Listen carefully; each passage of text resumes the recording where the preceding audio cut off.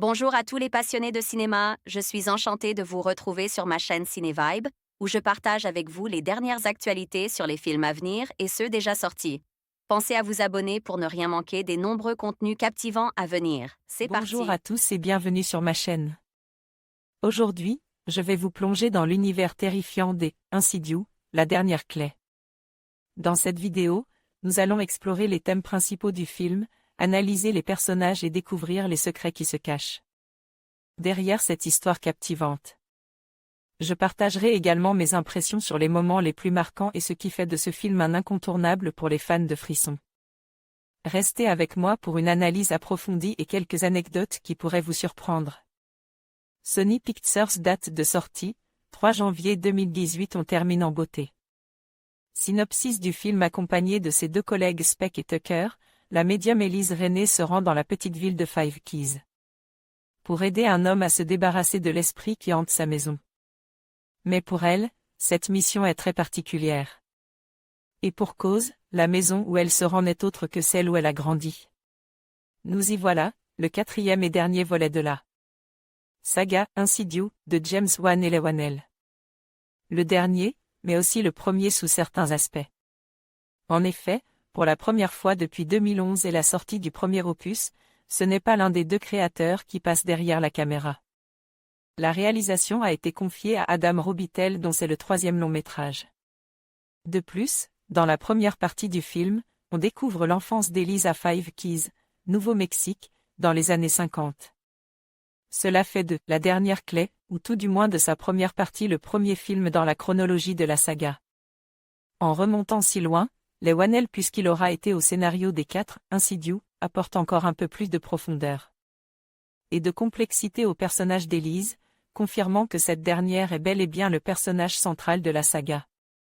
Cela permet également de voir le premier film avec un autre regard puisque, on s'en rend compte à présent, Wan et Wanell ont eu l'audace de tuer leur personnage principal dès la fin du premier volet de leur quadrilogie, ce qui est assez rare pour être souligné. Au-delà de ces considérations portant sur l'ensemble des 4 films, Insidious, la dernière clé, est très bien écrit. Le long flashback faisant office de première partie pose bien le décor, et celui qui vient en tant qu'élément de résolution s'intégrer très bien au reste de l'intrigue. Le film ne perd pas son public par des allers-retours incessants entre les deux époques, il économise les effets temporels, et c'est tant mieux. La mécanique scénaristique est elle aussi très bien rodée. L'intrigue avance par des révélations et retournements successifs pouvant fondamentalement changer la vision que l'on a de certains personnages. Ce n'est pas sans rappeler certains des twists de la saga Saw, nous parlons ici des 3 premiers opus, Wan et Wanell s'étend progressivement retire par la suite. C'est agréable à suivre, et pour ceux qui ont bien en tête les 3 films précédents, ça permet de comprendre pas mal de choses. Comme pourquoi Elisa consacre une grande partie de sa vie à aider les gens grâce à son don. On notera enfin que le film se clôt sur ce qui pourrait passer pour un cliffhanger un peu nul, mais qui est en réalité le dernier maillon de la chaîne bouclant la saga Insidious. A priori pas de doute, il s'agit bien de la fin. Les personnages sont eux aussi très réussis. En particulier les parents d'Elise que l'on découvre d'abord dans leur vie quotidienne de 1954, puis qui reviennent dans l'époque présente. C'est particulièrement vrai pour la mère, un personnage intelligent et touchant, interprète par une Tessa Ferré convaincante. D'ailleurs, il est intéressant de noter que dans ce dernier volet, les personnages féminins ont une place prépondérante. C'est elles qui agissent, elles qui prennent les initiatives et dirigent les actions des autres personnages, notamment les personnages masculins. On pense principalement à Speck et Tucker, gentils idiots obéissant à Elise et fantasmant sur Melissa et Imogen les nièces de la médium. Contrairement au premier opus où 2 personnages masculins, Josh et son fils Dalton, étaient doux de médiumnite, dans La dernière clé, il n'y en a aucun. Lorsque l'on est dans l'au-delà, tout se passe entre femmes. Enfin, les rôles d'antagonistes sont tenus par des hommes, même si au final, le vrai ennemi reste comme toujours le démon. Propos politiques conscients, influence de l'actualité ou signe des changements qui s'opèrent depuis des années quant au rôle de la femme dans la société? Difficile à dire, mais le fait est là. Visuellement on retrouve certains gimmicks de la saga, comme la brume au sol dans le monde des morts. En revanche, le cote fantasque qui ressortait au début de la saga, mention spéciale à la chanson Tiptoe Through the Tulip de Tiny Tim se fait moins présent. Les violons appuient un peu moins les jumpscares, les démons s'affichent un peu moins ostensiblement, bref, c'est légèrement plus classique, mais toujours aussi bien écrit et bien réalisé. De quoi satisfaire les fans de la saga Insidious. Pour percevoir tout le potentiel du film, mieux vaut avoir vu les autres, sans quoi on risque de passer à côté de nombreux éléments intéressants. Cependant, Insidious, le dernier clé, reste un bon film d'horreur.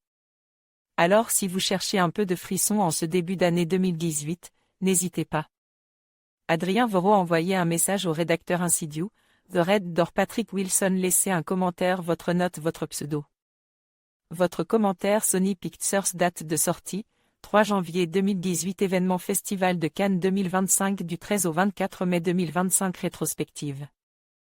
11 films de Bo Widerberg, de Lilja Ingolfsdottir, de Florian Essig, de Bernard Wenger, de Alexandre Gouzou et Jean-Claude Taki. De Michel Gondry, de Nabil Etakawali et Olivier Dacour, de Jean-Baptiste Bonnet, de Urgino, de Luna Carmoun, de Dean de Blois, de Sylvain Chomet, de Mike Flanagan, de Abdelataya, de Simon Buisson, Suda Sien Sueno, de Guillermo Gallo. Homme, qui sommes-nous? Contactez l'équipe Abus de Ciné, plan de site, mention légale, Return T.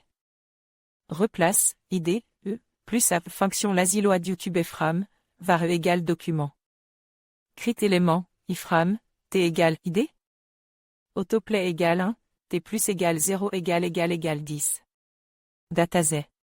Kerry. Lente. Pendant, plus 10. Datazé. Kerry, cet attribut, SRC, T replace, ID, 10. Datazé. SRC, E. Cet attribut, frambordé, 0, E. Cet attribut, allow full screen, 1, E. Cet attribut, allow, accéléromté, autoplay, encrypted media, gyroscope, picture in picture, 10. Par en node. Replace child, 10, document. À devant listené, donc content loaded, fonction, var, t, à égal document. Jetlement biclassnam, RLL YouTube player, for, t égale 0, t.